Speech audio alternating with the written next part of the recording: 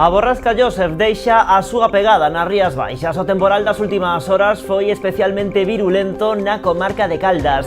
En Cuntis, o río Gallo desbordou. Tamén rebordou o Umia ao seu paso por Caldas, inundando zonas como a Tafona.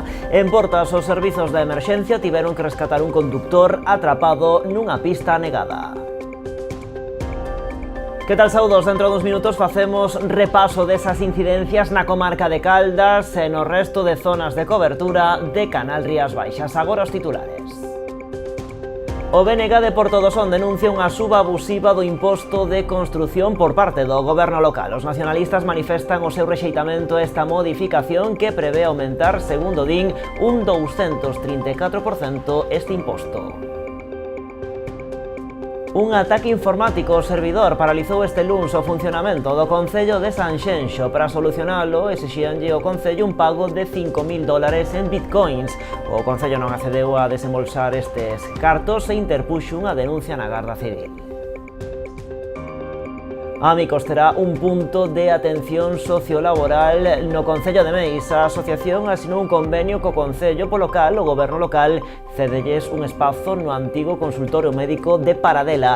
Dende ali, un orientador de Amicos encargarase de prestar os seus servizos a persoas con discapacidade ou en risco de exclusión social de Meis e da súa contorna. Pontevedra pecha a súa etapa como sede dos Premios Feroz.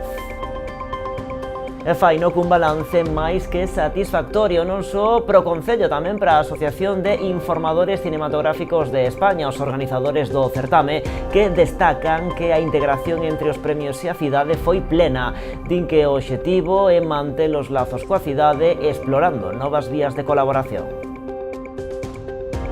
E Noia celebrará 40 anos de Entroido cun amplo programa que busca recuperar a esencia destas festas. O París-Dakar abrirá as celebracións o venres 13 de febreiro, que van rematar o día 20 co gran desfile de Entroido, que vai repartir 7.600 euros en premios.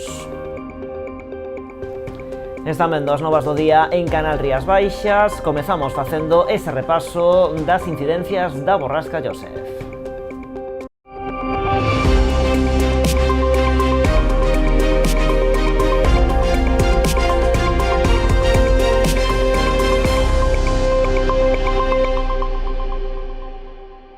A borrasca Joseph deixa a súa pegada aquí nas Rías Baixas. O temporal das últimas horas foi especialmente virulento na comarca de Caldas. En Cuntis, o río Gallo desbordou. Tamén rebordou o Umia ao seu paso por Caldas, inundando zonas como a Tafona. En Portas, os servizos de emerxencia tiveron que rescatar un conductor atrapado nunha pista anegada. No Salnés, co Umia tamén anegando zonas en Meis ou Ribadumia, a principal incidencia foron os cortes de luz en varios puntos, así como pequenos desprendementos. Mesma situación na comarca de Pontevedra, con danos de escasa consideración. A comarca de Caldas levou a peor parte do paso da borrasca Joseph polas Rías Baixas. Cuntis foi un dos municipios que se veu máis afectado. As fortes chuvias causaron inundacións en varios puntos pola crecida do río Gallo. Un dos puntos críticos foi o lugar de Calvos, onde houbo asolagamentos nalgunha vivenda. En Caldas, situación límite tamén pola crecida dos ríos. Así baixaba o Umia polo centro da vila. As bombas de achique traballaron arreo na Praza do Camiño, por exemplo. Con todo, rexistráronse inundacións en varios puntos, como a zona da Tafona. Lluvias intensas tamén en Moraña ou en Portas. Aquí un condutor tivo que ser rescatado do seu coche ou quedar atrapado nunha pista completamente asolagada. Na comarca do Salnés, o Umia bota por fora en varias zonas de Meis ou Ribadumia. De novo, un dos puntos críticos volveuse a zona do Club Náutico O Muiño, deixando varias estradas e pistas cortadas na contorna. Ademais de pequenos desprendementos, a principal incidencia na Bisbarra foron os cortes eléctricos que afectaron a Ribadumia, Meis ou Cambados, entre outros municipios. Aquí ao porto de Tragobe, igual que a Ponte da Illa, chegaron varias bateas que se soltaron durante a noite. En Sanxenxo, entre tanto, desprendeuse parte da cuberta do cuartel da Garda Civil. Con esta forza baixaba a auga polas fervenzas da Barosa en Barro. Na comarca de Pontevedra tampouco houbo que lamentar ningunha incidencia grave, máis alá dos clásicos desprendementos, cables soltos ou árbores caídas. Na cidade de Pontevedra houbo inundacións en distintas zonas e desfeitas como esta no Paseo dos Gafos. O temporal tamén deixa danos no colexio A Lomba de Vilagarcía. A fachada do edificio volveu sufrir desprendementos co paso da borrasca Joseph. Segundo un comunicado remitido ás familias pola dirección do centro, a incidencia produciuse na noite deste luns, afectando a fachada lateral do edificio. Por seguridade, ata que se resolva o problema, quedou pechada a porta principal do colexio pola rúa Xunqueira, facendo todas as entradas e saídas do recinto pola porta do Parque Matoxiños. A dirección do centro xa deu parte desta situación á Unidade Técnica da Consellería de Educación e o Concello de Vilagarcía. Dende a AMPA denuncian que estes desprendementos producíronse nunha das fachadas que hai escasos 2 meses foron arranxadas pola Xunta. A finais de novembro, Educación, lembrarán, actuara de urxencia nestas instalacións tras varios desprendementos de cascallos da súa fachada. Bueno, a xestión da Xunta de Galicia da emerxencia provocada polo paso desta borrasca Joseph recibiu as críticas da subdelegación do Goberno en Pontevedra. Segundo Abel Losada, o Executivo galego realizou unha xestión de oficinista das emerxencias meteorolóxicas. Critica que non se movilizaran medios ou recursos autonómicos para axudar os alcaldes dos concellos máis afectados polo temporal. Ha constatado que la Xunta de Galicia hace gestión de oficinista en las emergencias meteorológicas, limitándose a enviar correos electrónicos con avisos de diferentes colores, mientras los alcaldes se mojaban auxiliando a sus vecinos en zonas inundadas, retirando árboles y señalizando cientos de embolsamientos de agua en vías de comunicación de todas las titularidades. Y hoy estarán ocupados evaluando daños y comenzando a repararlos, mientras las ayudas económicas de la Xunta para reponer los servicios públicos, como es habitual, ni están ni se les espera. Bueno, a borrasca Joseph, xa saben, afectou especialmente a provincia de Pontevedra, pero imos facer tamén parada nas nosas comarcas, nas comarcas de Canal Rías Baixas, na provincia da Coruña. Ali no Barbanza, os efectos da borrasca tamén se deixaron notar. As incidencias máis destacadas tiveron lugar esta pasada noite. Durante este tempo, os equipos de emerxencia dos distintos concellos tiveron que traballar arreo, aínda que a maioría desas incidencias foron de escasa consideración. O regueiro de incidencias da borrasca Joseph en Barbanza tamén foi importante, aínda que ningunha delas, por fortuna, afectou a persoas, si foron cuantiosos os danos no mobiliario urbano, en algún que outro edificio ou vivenda, con tellas caídas ou postes e árbores no medio das estradas. Os equipos de emerxencia de todos os concellos traballaron arreo, principalmente na franxa entre as 10 da noite e as 5 da pasada madrugada, que foi o período no que máis recruou o temporal, con forte chuvia e sobre todo vento, que en algún momento mesmo chegou a superar os 120 km por hora. Un dos incidentes máis importantes producíase en Escarabote. As rachas de vento levantaron as chapas metálicas do tellado dun edificio, que acabaron en riba da estrada e batendo tamén con varios vehículos que resultaron afectados. As interrupcións no suministro eléctrico tamén foron unha constante na maioría de municipios, con especial incidencia en Rianxo, debido á rotura do tendido pola caída de árbores, onde aínda continuaban esta maña con apagóns. Con rotura de cables do tendido eléctrico en algún punto, na zona de Isorna, Burés e demais, pois estuveron moitas horas sin luz. Despois recuperouse o servicio dunha maneira provisional, con interrupcións, pero xa hoxe pola mañá se podeu comezar a reparar esa avería, que insisto era por unha rotura dun cable, e bueno, nas próximas horas quedará a cousa resolta. Tamén na zona de Asados houbo durante bastante tempo falta de luz, nese caso por anajamento dun transformador que bueno, non dou achicado o sistema que ten para achicar auga, non dou traballado, e tamén houbo eso, pero tamén quedou resolto durante a noite. Non? Neste concello dábase ademais un dato curioso, xa que a estación meteorolóxica existente en Taragoña foi a que rexistrou o índice maior de precipitacións en toda Galicia. A pesar de que a previsión era peor, polo menos dando o punto de vista das alertas fixadas para o interior da da provincia de Pontevedra tamén xa dende moi primeira hora da mañá tivemos aquí en Rianxo moi mala situación. De feito, pois tamén estuvemos nos primeiros postos da comunidade autónoma en canto a precipitación acumulada. As intensas chuvias provocaron asolagamentos en baixos de edificios e tamén desbordamentos de moitos ríos, como é o caso do río Té, tamén en Rianxo. Desbordamento do río Té en algún punto, nos puntos habituais, na zona da Laxe, na zona de Foxacos, tamén un pouco no Batán, e tamén desbordamento de outros regatos, non? As previsións para os vindeiros días parece que mellorarán un chisco, o que darán un respiro, con alerta laranxa só no mar.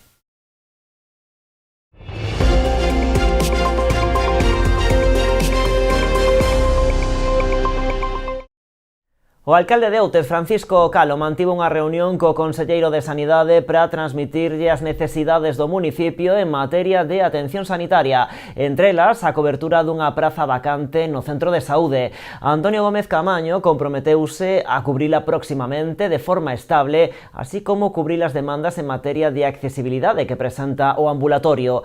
O rexedor trasladoulle tamén unha petición para a posta en marcha do servizo de hospitalización a domicilio neste concello.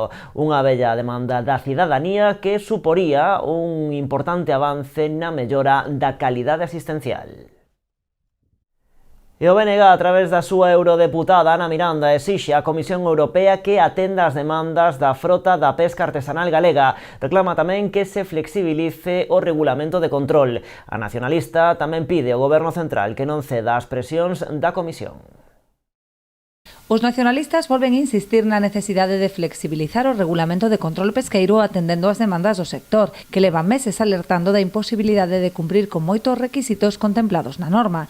Dende o BNG piden á Secretaria Xeral de Pesca que traslade estas necesidades ao Comisario de Pesca Europeo na reunión prevista en Bruxelas. Precisamente a eurodeputada Ana Miranda vende remitir unha carta á Directora Xeral de Pesca da Comisión Europea expoñendo as singularidades do sector pesqueiro galego para que sexan tidas en conta e recollidas no regulamento de control. Mentres tanto, dende o BNG seguirán a demandar que a flota artesanal quede excluída do regulamento, tal e como xa pediu no Parlamento galego a voceira de Pesca, Rosana Pérez. E por outra banda, o BNG de Porto do Son denuncia unha suba abusiva do imposto de construción por parte do goberno local. Os nacionalistas manifestan o seu rexeitamento a esta modificación que prevé aumentar, segundo din, un 234% este imposto. O BNG de Porto do Son ven demostrar o seu rexeitamento á proposta do Goberno Municipal de modificación do imposto de construcións, instalacións e obras, o coñecido como ICIO, que se prevé aumentar nun 234%, segundo o informe expedido polo Departamento de Intervención. Dende o BNG entenden que se trata dunha medida abusiva, en sintonía coa suba xeralizada de impostos a que, segundo eles, os ten acostumados o goberno sonense. Parece ser esta vía da recadación a única fonte de ingresos para un concello cunha elevada débeda municipal. Neste sentido, os nacionalistas aluden ao incremento do IBI e o da taxa de impostos de vehículos dun 46%. O voceiro municipal da formación, Balbino González, aludiu ademais a que o ICIO xa sufría un incremento importante no ano 2024, cando o tipo de gravame pasou dun 2 ao 2,7%, e que agora pretenden subilo de novo. Segundo explican os nacionalistas, a nova ordenanza introduce uns módulos de valoración que delegan nos técnicos municipais a tarefa de definir o orzamento das obras das que se solicita licenza, cando ata o de agora esa función correspondía aos promotores. O BNG sinala que, aínda que esta medida se xustifica para evitar diferenzas tributarias, en ningún caso debería traducirse nun aumento tan desproporcionado do imposto. Por iso consideran totalmente desorbitado que unha vivenda unifamiliar que ata o de agora pagaba entre 4.000 e 5.000 euros en concepto de licenza pase agora a pagar entre 10.000 ou 12.000. Ante esta situación, o BNG sonense xa anunciou que vai presentar unha reclamación solicitando a improcedencia da aprobación da dita modificación da ordenanza. Bueno, e a volta da publicidade, entre outros asuntos, falamos dese ciberataque ao Concello de Sanxenxo, ollo porque pedían un rescate de 5.000 euros en bitcoins.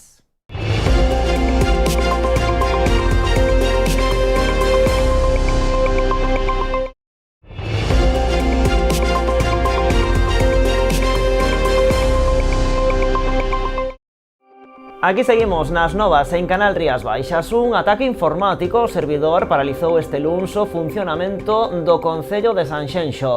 Foi onde a mañá cando se tivo coñecemento da entrada na rede municipal dun malware, termo que designa un tipo de software furtivo que pretendía dañar o mecanismo no que se infiltrara. Isto desencadeou unha encriptación masiva nos documentos que manexa a administración, impedindo ao persoal municipal acceder a milleiros de arquivos. Para solucionar exixíanlle ao Concello un pago de $5.000 en bitcoins. O Concello non accedeu a desembolsar eses cartos e interpuxo unha denuncia na Garda Civil. Para solucionar os efectos do virus, os servizos técnicos e de seguridade recorreron á copia de seguridade que cada día replica o sistema informático do Concello. As empresas Nauta e Turismo de Sanxenxo non se viron afectadas polo virus porque dispoñen dunha rede diferente á do Concello. A sede electrónica funcionou tamén con normalidade. Cambiamos de asunto, agora marchamos ata Ribeira. O Concello está a desenvolver unha campaña divulgativa sobre o uso do contedor marrón. Este martes estivo instalada unha mesa informativa na Rúa de Galicia, onde ademais a veciñanza puido recoller as chaves para a apertura deses colectores. O Concello de Ribeira segue a apostar polo control responsable do lixo coa posta en marcha da campaña Tita esa chave. Un dos primeiros pasos é a simplificación do sistema de apertura dos contedores marróns que xa están instalados nas rúas do municipio.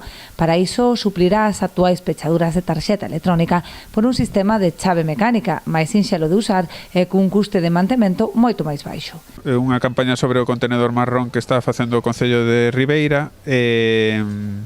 A toda agora o contenedor abría cunha tarxeta electrónica, pero van mudar o xeito de acceder ao contenedor e a partir de agora van a pasar a funcionar con esta chave. Vale, iso porque parece ser que a tarxeta non funcionaba do modo correcto. Entón, para evitar estes problemas, a partir de agora vai ir coa chave. Entón, todo o mundo que queira participar, que se dirixa onde temos a carpa, para vir a buscar a chave, porque igual nun tempo sí que segue o método da tarxeta funcionando, pero chegará un día en que non funcione, non? Entón que se vaya acercando a xente aquí a buscar a súa chave e nada máis. Xa lle explicamos aquí como ten que proceder para botar as cousas no contenedor. Ademais da recollida da chave na carpa instalada na Rúa Peonil que o xoves trasladarase á Praza do Concello, ofrécese información sobre o sistema de recollida selectiva e os residuos orgánicos que deben depositarse nos colectores da fracción resto. Todo o que sexa restos de comida, froita, verdura, cáscaras de ovo, pozos de café, carne, peixe, arroz, pasta, todo o que sobre da comida pode ir neste contenedor, vale? Hai que botar as cousas nunha bolsa compostable, non vale unha bolsa de plástico, ten que ser unha bolsa compostable que se poida biodegradar, porque logo todo o que vai no contenedor transportase a unha planta de compostaxe. E se logo ali na planta de compostaxe teñen impropios tipo plásticos, metais, cousas que non deben ir neste contenedor, rexeitan o material e non se pode facer compost con isto. Entón, a idea é iso, con todos os residuos orgánicos facer compost e que por favor que non leven impropios. As familias que desexen solicitar a chave e sumarse á separación e reciclaxe dos residuos orgánicos poden facelo cubrindo un formulario na propia web municipal ribeira.gal.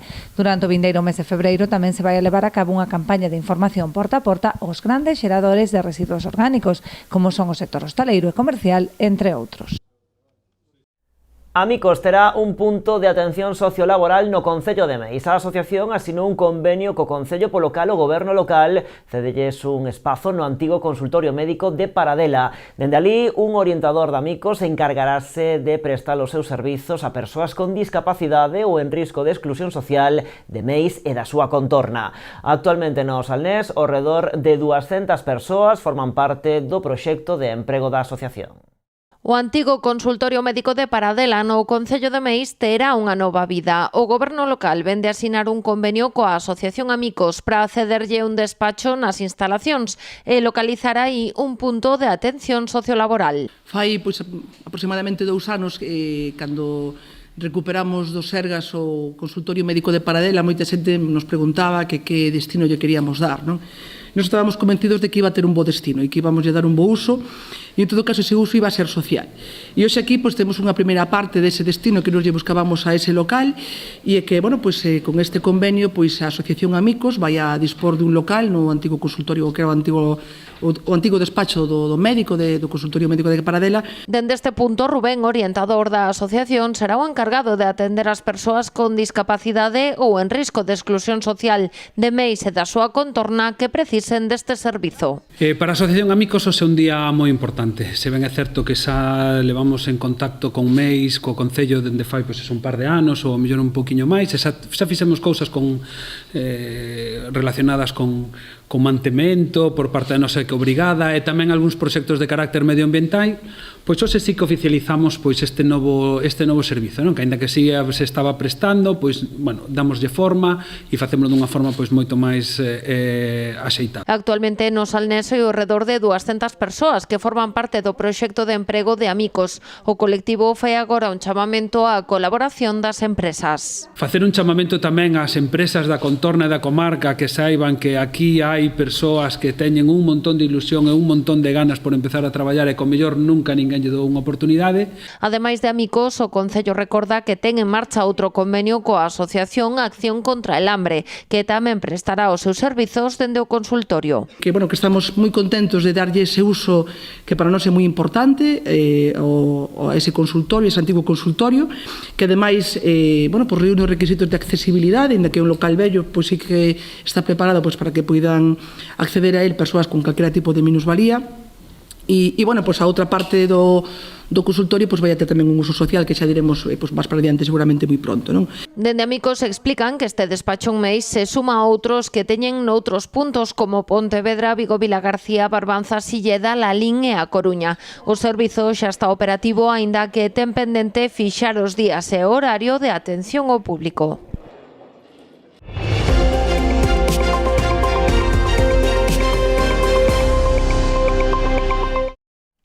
Bueno, obxectivo cumprido. Pontevedra pecha a súa etapa de 2 anos como sede dos Premios Feroz cun balance máis que satisfactorio, non só pro Concello, tamén para a Asociación de Informadores Cinematográficos de España, os organizadores do certame, que destacan que a integración entre os premios e a cidade foi plena, facendo desta edición, din, a máis completa da historia dos Feroz. Aínda que a vindeira gala non se vai celebrar en Pontevedra, dende a entidade organizadora explican que o obxectivo é manter os lazos coa cidade explorando novas vías de colaboración.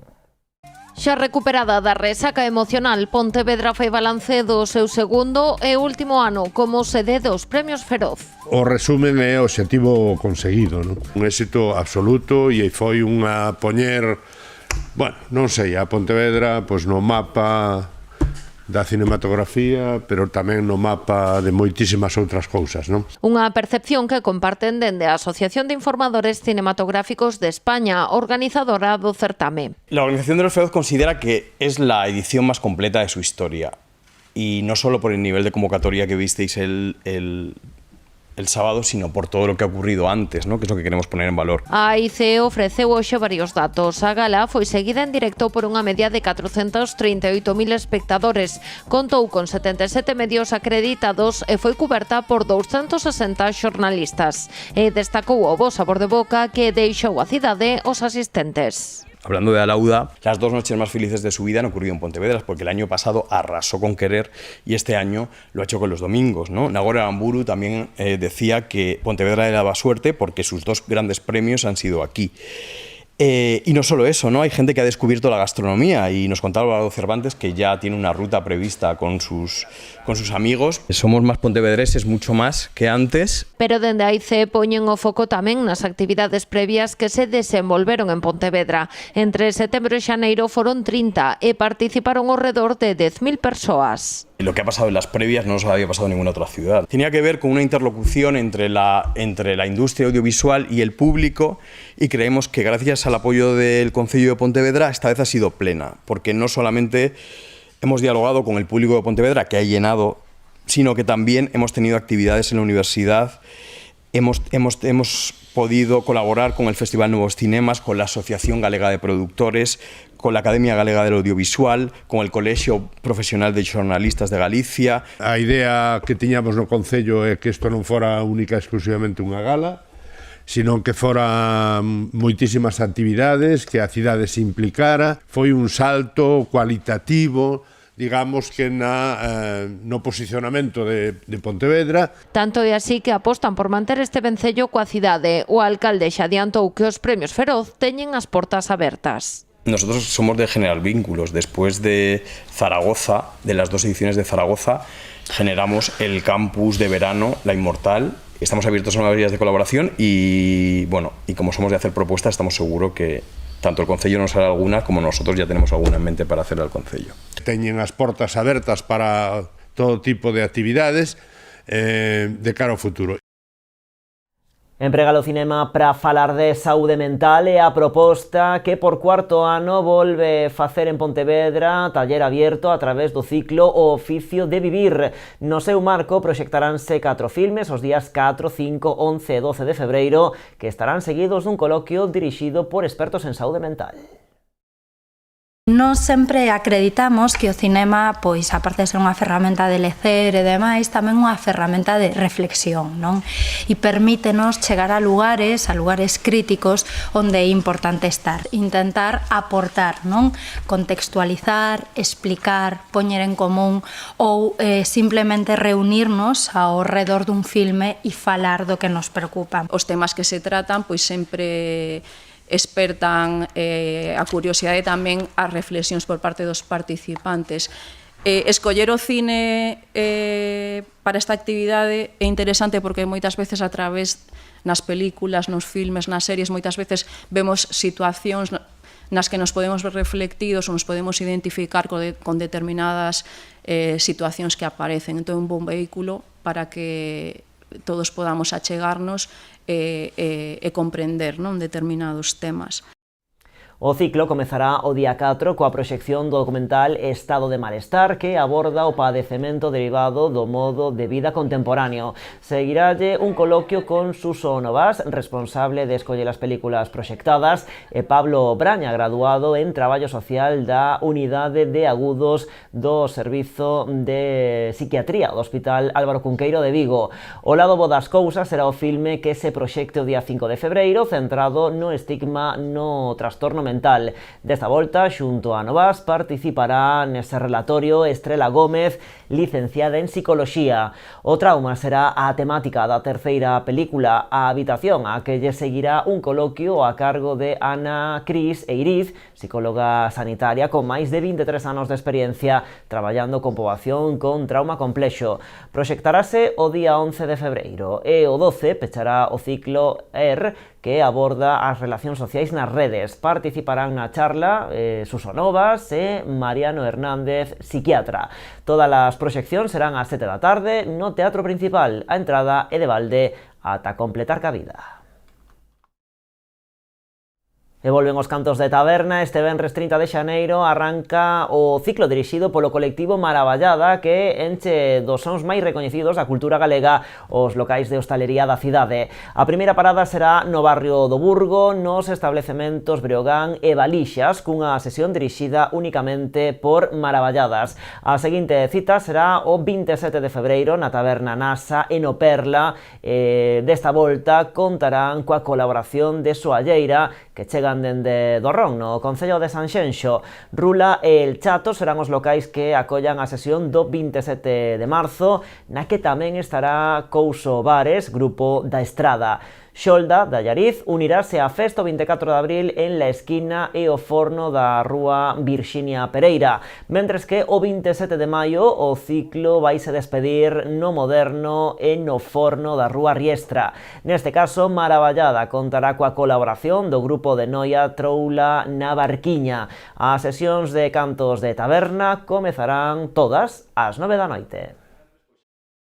Darlle as grazas a Maravallada, por suposto, por poñernos a cantar, pero tamén por descubrirnos, deixarnos claros, se non o tiñamos suficientemente, a maravilla que temos de cancións tradicionais, de coplas, de cancións que todas e todos coñecemos, que moitos e moitas vamos coñecendo, e por descubrirnos moitísimas outras que forman parte deste acervo tan maravilloso e que nos permiten pasar unhas tarde-noites tan divertidas e tan amenas. Outro ano máis xa van uns cantos, porque este xa é o 13.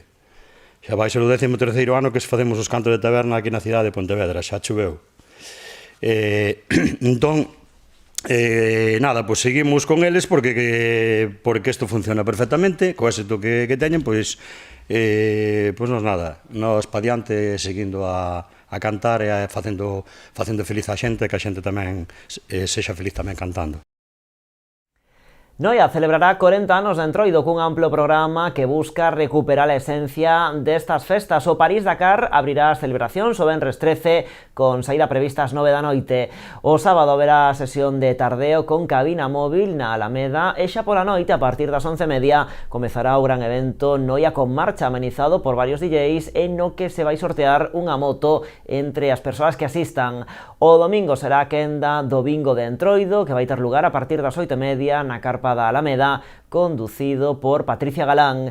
O luns 16, a rapazada será protagonista cunha festa de hinchables, o espectáculo Animarte e o desfile infantil de disfraces. O mércores de Cinza terá lugar o tradicional enterro da sardiña, mentres que o venres 20 de febreiro os festexos chegarán á súa fin co gran desfile de Entroido, que repartirá 7.600 euros en premios. Pois nada, tempo xa de Entroido na nosa contorna, co de Noia marchamos, pero a actualidade xa saben, continúa en canalriasbaixas.com e tamén nas nosas redes sociais. De contado chega o programa de entrevistas. Falemos, como sempre, graciñas por estaren aí.